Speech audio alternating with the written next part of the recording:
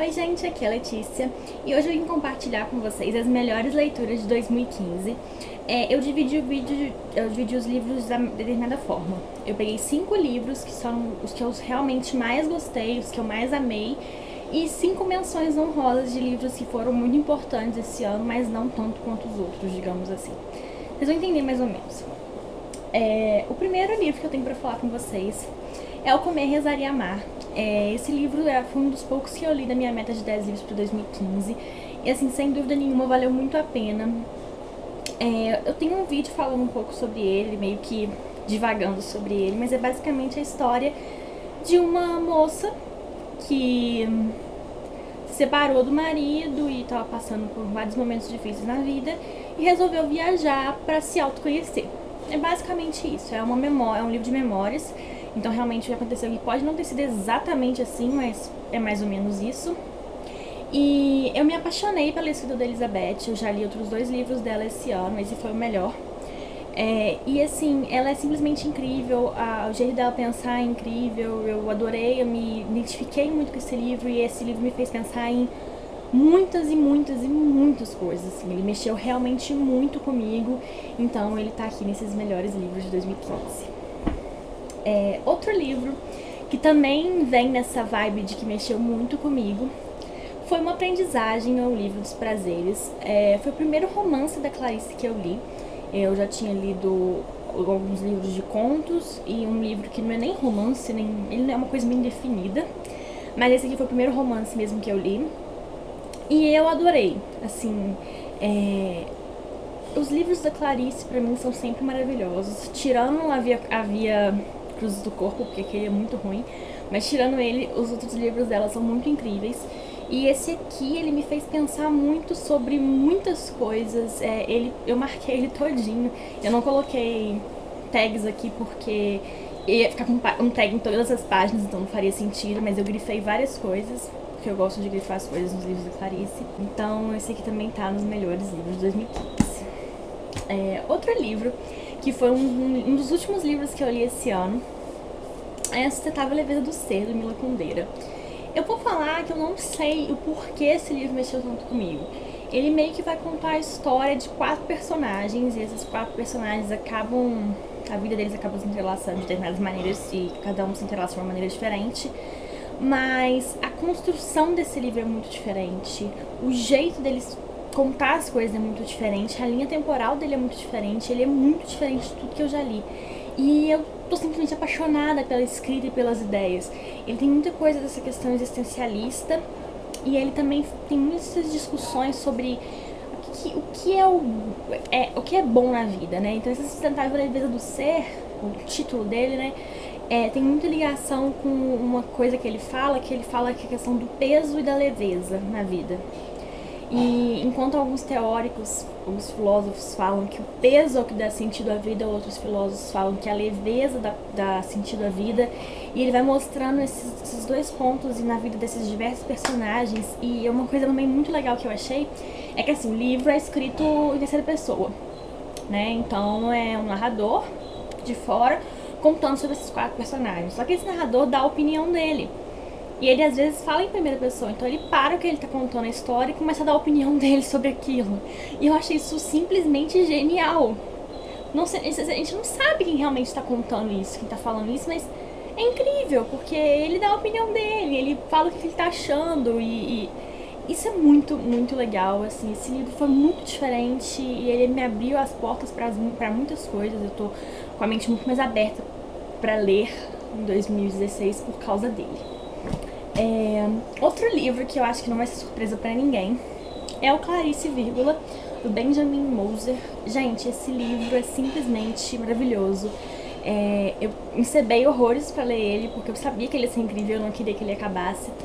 E ele foi tudo que eu esperava e mais, assim. Ele me deu, além do panorama sobre a vida da Clarice, sobre o trabalho dela, ele me deu um panorama muito bom sobre a história do mundo, a história do Brasil.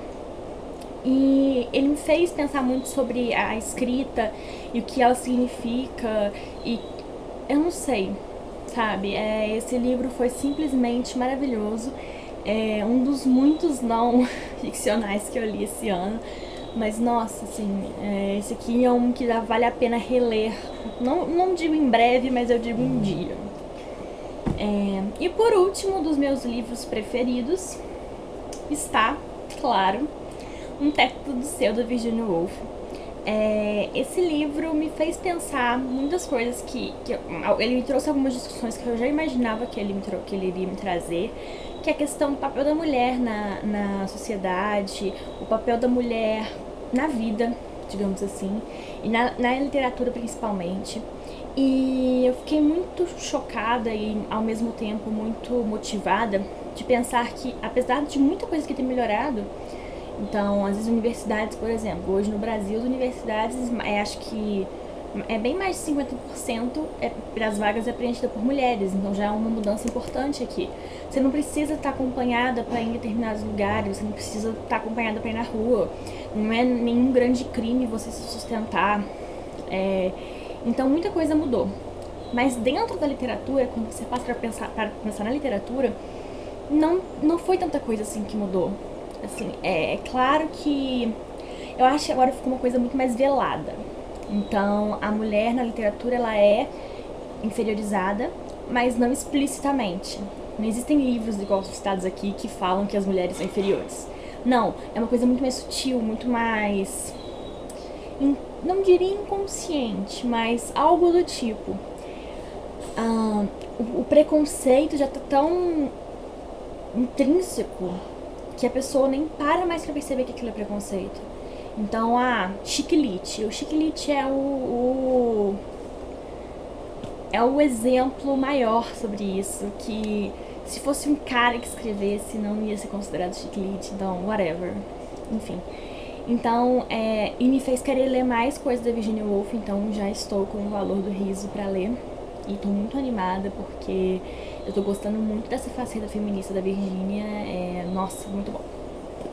E agora, as minhas menções honrosas. Então eu queria começar com um último livro que eu li esse ano e que eu fiquei de cara porque é um livro de contos e eu não odiei nenhum conto. Eu fiquei apaixonada por todos os contos e é o Eu, Robô. Eu pretendo fazer um vídeo pra ele em algum momento no futuro, mas de qualquer forma eu vou falar um pouquinho sobre ele. São vários contos, só que os contos meio que tem um fio condutor e meio que vão acompanhar uma determinada personagem e alguns personagens em volta dela. Então é meio que um conto que acompanha uma linha histórica, então ele vai contando desde o início, digamos assim, dos robôs até os robôs mais sofisticados e tudo mais, enfim. Eu achei incrível, eu achei uma ótima entrada pra ficção científica. Eu não gostava de histórias de robôs, assim como eu não gostava de histórias de alienígenas, e esse livro aqui me fez mudar muito minha opinião sobre histórias de robôs, porque eu entendi que elas podem ser incríveis. Então, assim, eu tô sentindo que 2016 vai ser o ano da ficção científica na minha vida, porque eu tô abrindo minha cabeça pra muitas leituras que eu não faria antes e que eu tô ficando muito animada pra fazer. E esse livro aqui só aumentou essa curiosidade.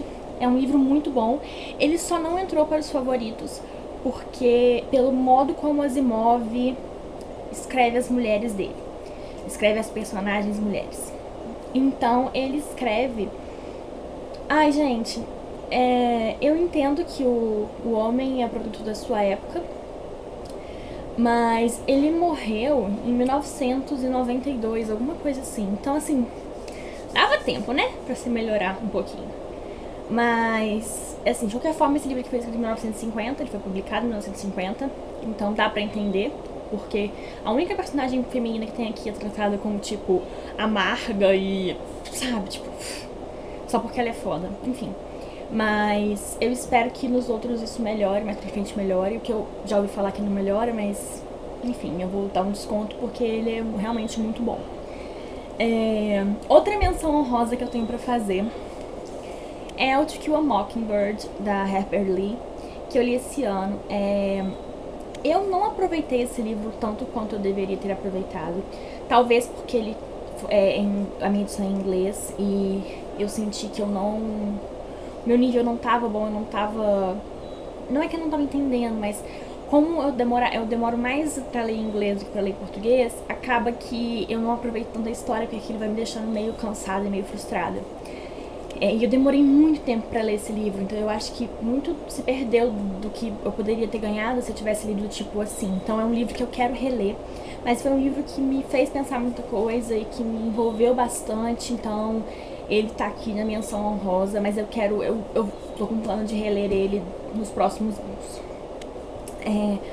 Outra menção honrosa é o livro Luísa. Eu li em e-book, eu vou deixar uma capinha aqui, que foi um livro que mexeu muito comigo e eu não soube explicar porquê. Eu fiz uma resenha dele, eu vou deixar linkado aqui embaixo, mas foi um livro que ao mesmo tempo mexeu muito comigo, que me envolveu muito, que eu li assim numa tacada só, mas assim, não sei explicar. Não foi igual, por exemplo, uma aprendizagem ou Comer, Rezar e Amar, que eu vi aquilo na minha vida, que eu me vi muito ali, que eu quis, né, fazer paralelos. Não, esse foi um livro que simplesmente me envolveu, que eu gostei, que eu achei bem escrito, que eu achei gostoso.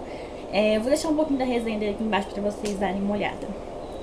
Outra menção honrosa é o Poética, da Ana Cristina César. Esse livro não está nos favoritos porque eu não terminei de ler ele. Então, eu li 150 páginas dele. E só pelas 150 páginas eu posso dizer que, tipo, ele é muito incrível e que ele vai entrar para um dos favoritos da vida. Só que como eu não terminei de ler, eu não achei justo colocar ele aqui. Então eu pretendo terminar em 2016 e colocar ele nos melhores de 2016.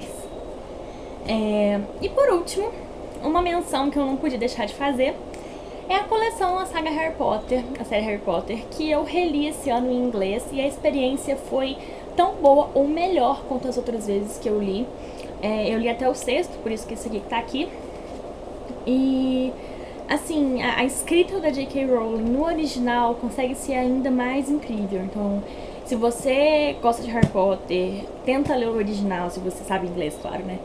Porque a diferença é muito grande, você consegue pegar muita coisinha que talvez você não pegaria e ver todos os lugares com o nome em inglês, ver tudo no original é muito diferente, é muito incrível. Então, uma menção honrosa pra J.K. Então é isso. Me contem os livros preferidos de vocês, o que vocês gostaram, o que vocês leram. E me contem se vocês já leram alguma coisa disso. Até a próxima. Tchau.